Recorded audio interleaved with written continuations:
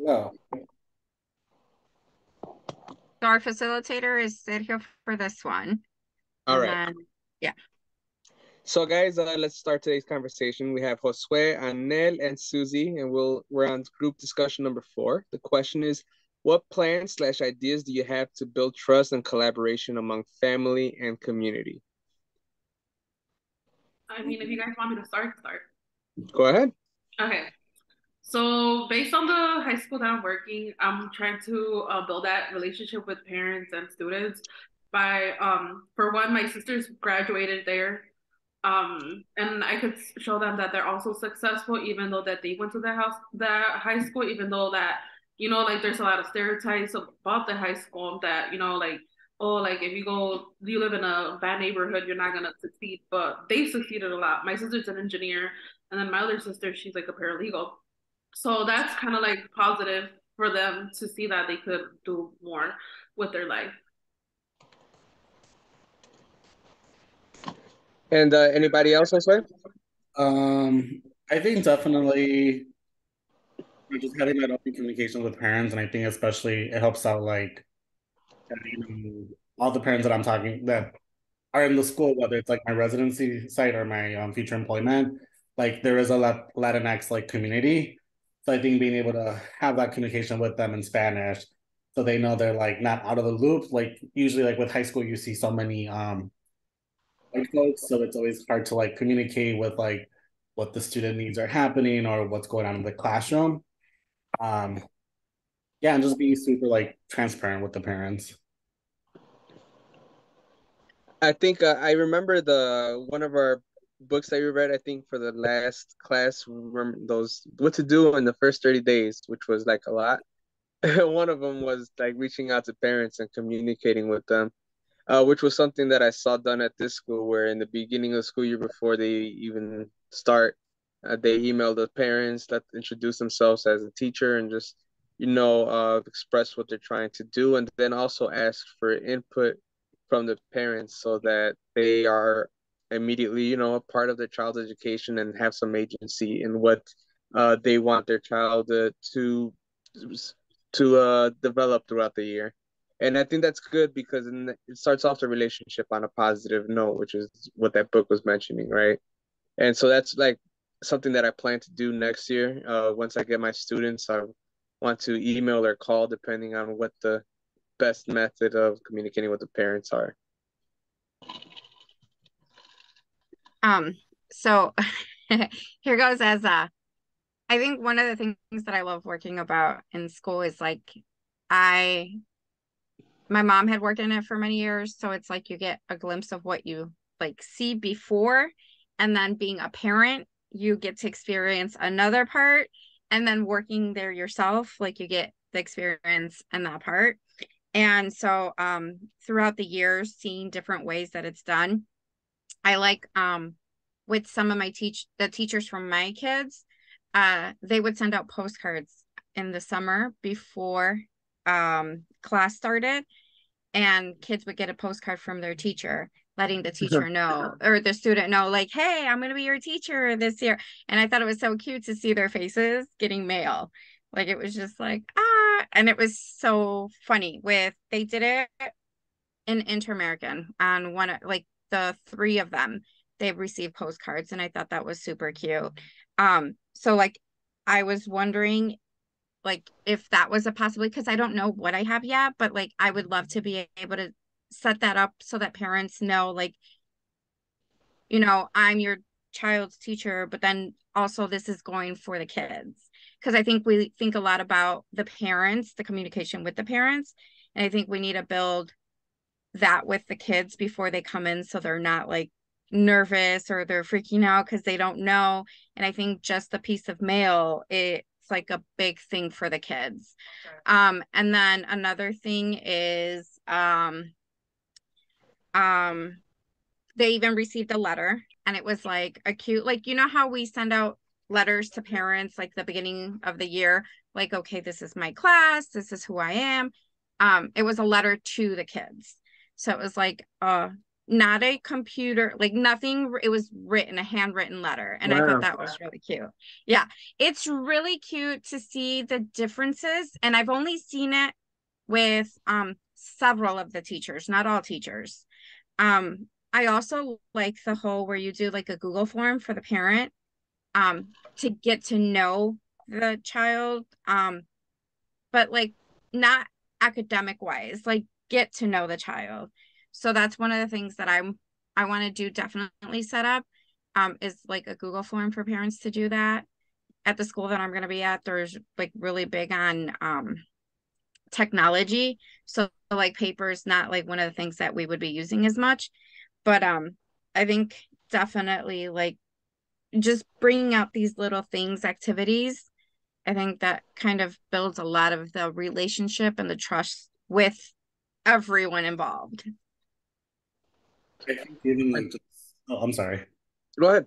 So I think even just like taking that really like that first week of school, like to do all those different like icebreaker activities, I think it's like very impactful because I know like my residency site this year, my mentor did that, and like you could definitely see like that second week, those kids weren't like, like I'm shy, you know, they were actually like, okay, let's talk, let's have a good time.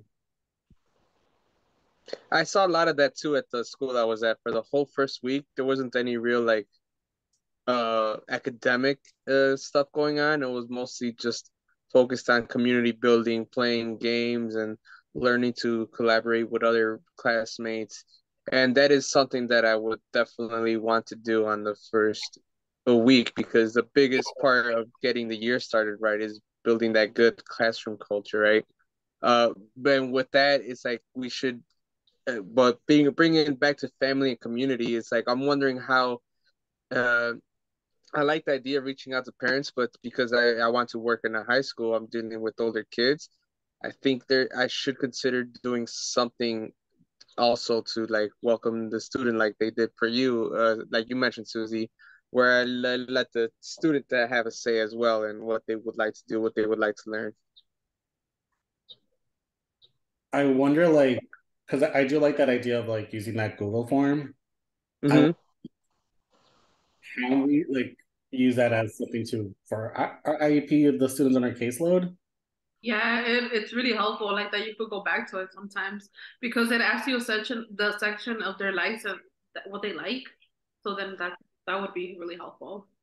That's a good point. Um, my little one, that's what the teacher uses. And that was one of the things that I'm gonna do. Like I liked it a lot because you know how that portion, it's like, oh, what are parents' concerns? And at the school that I'm at, like they wait till the day of to fill that out.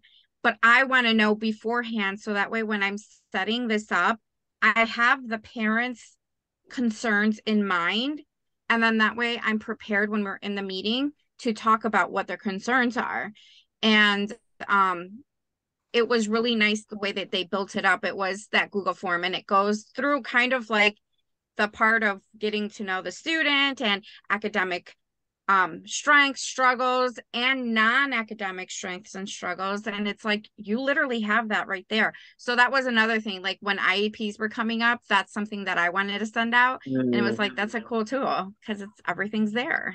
Right. And when I had to make an IEP from scratch, I literally had to like think about my experience with the students. What do I think they are? But it's, yeah, it would have been better to have, yeah, the student themselves answer that, because this is their academic, their education that they're like having. So it's great to have their input on what they would like to learn.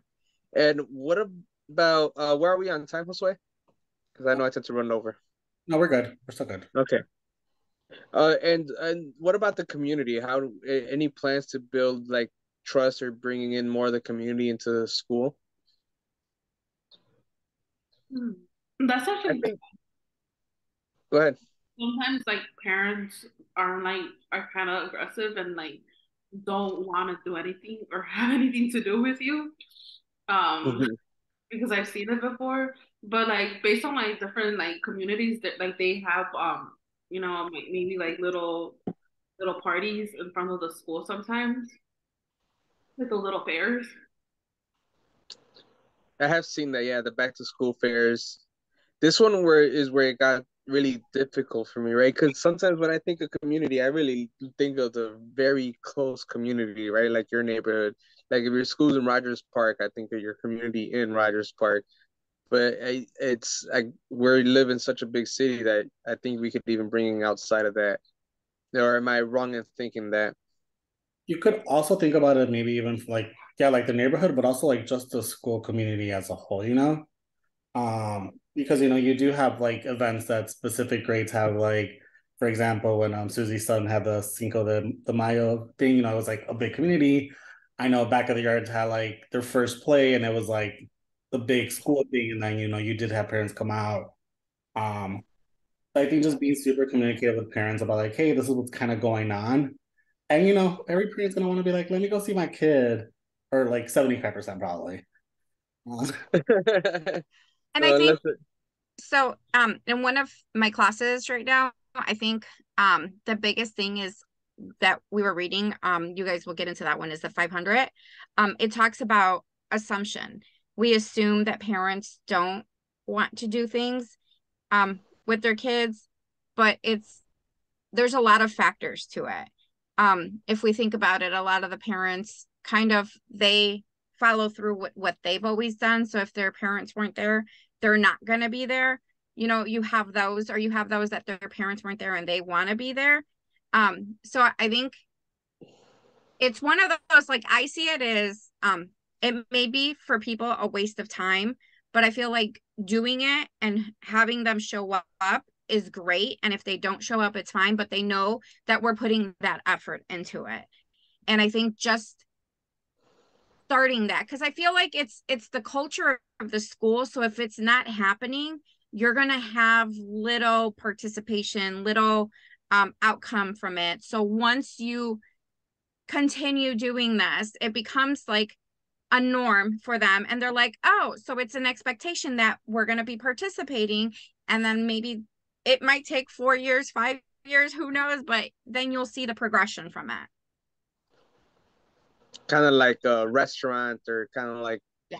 that where you slowly start sprinkling people in, right? Yeah. And one thing I do remember when my grammar school started doing this, it definitely felt, and this is just from the student side of being a little kid at school events, they had like bingo nights and other family game nights. And I would just remember seeing people from the neighborhood and thinking I would have never seen this person who lives like 5 blocks from me, and just meeting all the neighbors because we're all going to that family game night. And so events like that definitely would be helpful in building community and helping neighbors just meet their own neighbors. I think also like having like events that are like with like community organizations, especially to bring those services to like the community, I think could impact in a bigger form, especially kind of like you guys talk about like that expectation. Sometimes parents don't even know what the hell's going on. So by then be like, oh, we have a, I don't know, like a session on like FAFSA. Because like a lot of people still don't understand the aspect of FAFSA. Shoot, I don't either sometimes. Uh yeah, just Yep. having that empowerment to like, oh, like come to the school, let's do that, like let's get you involved. Hmm. And then you're And You know what makes me want to go to school events? Food. food. If it, I feel like, I mean, parents would want to go if it's good food, and you could have like a celebration of freaking tamales, and you have like a bunch of people going, especially me. Hire a taquero. Hmm. I think what sucks though is like my personal opinion with CPS and their policies, like they've ruined a lot of the opportunities that we had. Because I remember growing up, we did a Thanksgiving in our classroom, and everybody brought a meal from your culture, and it was like, oh, everybody gets to talk, like it was like everybody was so into this unit. And it's like you can't even bring anything homemade, and it's like that's so stupid, because you're taking away that opportunity for kids to, I think kids flourish when you're talking about them. And so Hmm. then you're bringing that out, and it's like, oh, yeah, and then you hear other kids, yeah, I have that too, and this and that. And it's like you're taking that away. That's a good point. I hadn't considered how the food policies. Food is such a big part of your culture, and then for CPS not allow you to share that, I know it has to do with the risk of health, but it does come at a cost, like you said. And one thing I do would, as a high school teacher, one way I would like to involve the community is like having like jobs and other things available for students to have a sense of direction, even if they choose not to go to a university or two-year college or community college, right? And so for me, I would plan on hitting up some trade unions just because I think that would be a good benefit for them to get to know some unions and hear how much they get paid, what the benefits are. That way they know that there are career options out there that can be good for you in, blue collar fields. Especially because I feel like a lot of people, because we don't do a good job at teaching union history and civil right and the movement that was made for that to be able to happen. And so when most kids graduate high school, they don't know anything about unions. And even if they want to go to a blue collar kind of work, they're going to end up going in a place where maybe they're not gonna get a fair day's pay for fair day's work, where they don't get any health insurance, and that can cause them to think that that's not a good way to make a living. While if we introduce them to uh trades and unions, and before they even leave high school, at least they know that if I want to be an electrician, if I join the union, that's a better way to make sure I'm getting a good pay. I think that's definitely like something big because I know like my residency site they had like career day, so they had different people from different aspects, from like union trades to like phone to like people in accounting. Um, yeah, and like parents were even there too, which was super interesting because they're like, whoa.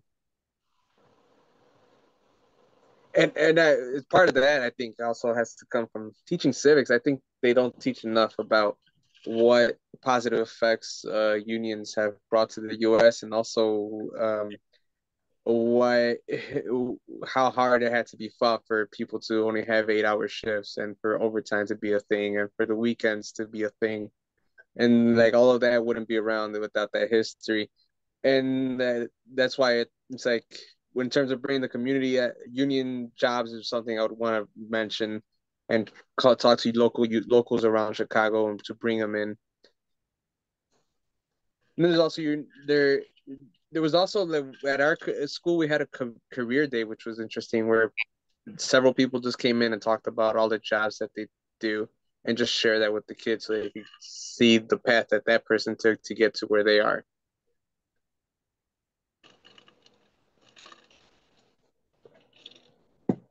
Like I guess my question is like Susie coming as like as a mother and kind of being into the different aspects, like have you had any experiences where you seem positive, like the school wanted to integrate you into the community, or vice versa, like negative? Um, I think so. The three schools, so the school that I worked at, and then the kids' school, and then Thorpe, this one now. Um, I think it's a lot of the Latinos are always trying to incorporate some way so that parents are involved. At the school that I was at, they had the back meetings, and it was a bilingual advisory committee. And it was like they would have parents get English classes. They would have potlucks between parents so that they can talk. There was classes on how to cook, how to raise your kids. Like you would see more involvement. At the other school at Inter-American, they did similar things, and you would get constant communication with activities that were happening. At Thorpe, you saw the one that they did for Cinco de Mayo. They're doing a lot of things like that. I think it's a lot to do with Latinos trying to bring them into the school. I can tell you my school now, it's not as big in those aspects. They do a lot of fundraising. Oh, like there's let's go eat at Easy Street. Let's go eat at Culver's. Make sure you show your flyer, and it's always fundraising. But they don't do those let's get together kind of things. You don't see that school Mm. building, that community. What about you, Sergio and Annette? Like, do you guys see anything like that similar in your guys' like residency place? Well, we did that. They had like a little barbecue outside for like the family stuff. So that's basically what they did. That was it. In terms of bringing parents, I can't say I saw a whole lot of it this year. I did see them for like the back to school fair and like the report cards, but even report cards are different these days. I remember when report card pickup day was a thing, and then your mom or dad would go to school and pick up your report card and meet the teachers and get a chance to talk to all of them. And now with that being optional, and sometimes it as long as they communicate with the parents, I see a lot of teachers just making calls It's to not the just parents. optional. It's not just optional. The problem is you have Aspen. So parents already know the grades. Oh, okay. Yeah. Because I already know, like my kids, I know what grades they're getting. I still go and talk to teachers, but I know what grades they're getting. Yeah, the only cool back to like getting to know parents and stuff like that before school was the school where I was a Sika at in Little Village. They had like DJ taquero, and then they had Wow. like photo booth. They went all out. It was pretty cool. And then had like somebody that came to like paint their faces and stuff. It was super hot outside that day. Like I remember it was but it was I'm pretty sure it was fun for like the kids and stuff because everybody was getting everything for free. How about you, Josue? I know they do like a lot of PLC, like the meetings, because they be having some good food in there. Uh, but I But remember the like, PLCs are staff. oh, well, no, not PLC, the one with the parents. I'm sorry. PAC. That, yeah, her. PAC. Yeah. But I think the biggest one that I remember was during PD week they had like a back to school bash. They had DJs, they had games. You seen like the different clubs that the school offers. You had like the inflatable like bouncy house, a little like everything inflatable, like to throw the axes. Um, they had like ramen for the students, like all this interactive stuff. The only thing is I wish they opened it up to the parents because it was just for the students. Mm. But it was also like cool just seeing like the teachers interact with their actual students and kind of have more like a fun time instead of like a we're here to do schoolwork type of thing, you know? Um, other than that, like I know they're big on like having like they do Floro Rico with like Northeastern, so they come into school and perform. Well, they do like a bunch of collaborations with like other organizations. I did see the same with the grammar school I was at. Loyola's not too far behind. Not too far behind. I mean, not too far. And so they actually were invited to a few events. I remember one of them was a basketball game that all the middle schoolers were invited to, which was great because they got to go to a college, watch a basketball game, and just kind of see what a university is like in the middle of the day at its peak, see all these people and see the campus and kind of build their interest about university life, which they might have not had before that moment, right? Some of them probably never stepped foot on campus. And I thought that was very helpful. Yeah, I think definitely just events in general are just kind of, I think they're very beneficial. I think the only thing that I dislike is just like when you hear teachers complain that set them up and you're like, bro, why just sign up for this? I think I that sets off like the whole thing. If you have teachers that are like, that's what I'm saying, like the assumptions and things, like that kills the vibe. I get a lot of that. I teachers who make assumptions, and it's just like we're supposed to be advocates, and sometimes it's like, do I try to correct their assumption and then maybe get on their bad side as he's the guy who's gonna tell me that, or just let it go, Or I think even just having like a conversation just to understand their aspect could be beneficial, but that's just me just trying to communicate and talk to others. But that's just me, y'all. I think I don't need a conversation. I see it. Their problem is that their patience is right here when they need it to be over here. Yep. It's yeah, that's what it looks like a lot of the times. It's like people forget that we're in a business where we're dealing with kids, so you gotta let kids be kids sometimes and be a little lenient. and not be surprised when they don't do what you expect them to do. Agree. That's only it, right? It's collaboration. Yeah, And, it's just oh, calibration. one thing I wanted to mention, if we need more time, how are we on time? 5 minutes. 5 minutes, okay. Oh, what about local school councils? I think that would be a good way to get an idea of the community, especially since they're the ones who have sway over what happens at the school. I think next year I would want to attend the local school councils that affect the schools that I'm working at, just to see what's going on behind the scenes before it happens. But I've never been to one. I don't know what happens there, so it's all like a mystery to me. What are you Yeah, guys' thoughts on that? I don't like. I just want to observe first, get to know everybody first before I decide to do anything like that. I like to get to know things first and see what's best for me and the children. The LSC is something that's very important to the school. Yeah. And right now at the school that I was at, it's influenced by one teacher who brought in parents that really didn't want to participate. And I think the biggest thing is it's losing the popularity with parents because it's not highly spoken about and parents don't understand the big importance of it. And they think it's a waste of time. Unfortunately, it can be a bit redundant, a little boring. But people need to understand like that's like the backbone of the school. Like those are the people that run the school practically. Right. And that's why it's like I would want to at least be there, understand what's happening.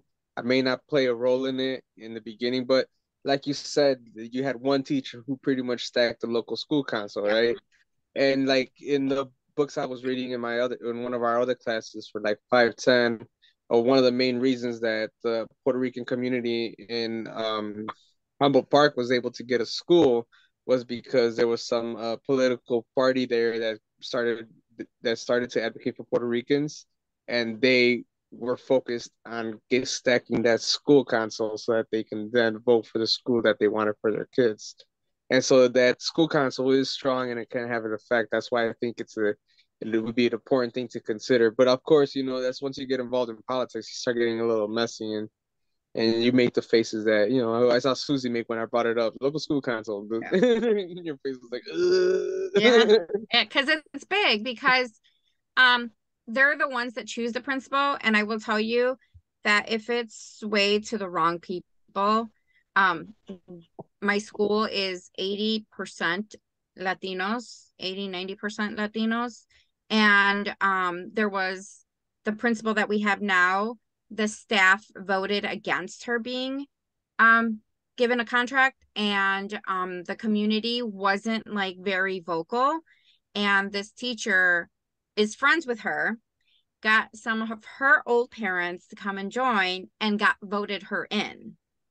And then here we have a white person who has no background of Latinos, doesn't speak a lick of Spanish, and can't communicate with parents. and that's why I think it'd be important, right? It's like, but then you might get in trouble for encouraging parents to show up to the local school council. But apathy is such a big issue with Latinos when it comes to just political or civic participation. And any other thoughts, guys? Um, no, I think we pretty much like sum it up with like different points of like how we could interact.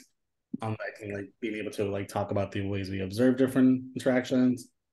We do have like less than a minute. I'll stop the recording real quick. Yeah.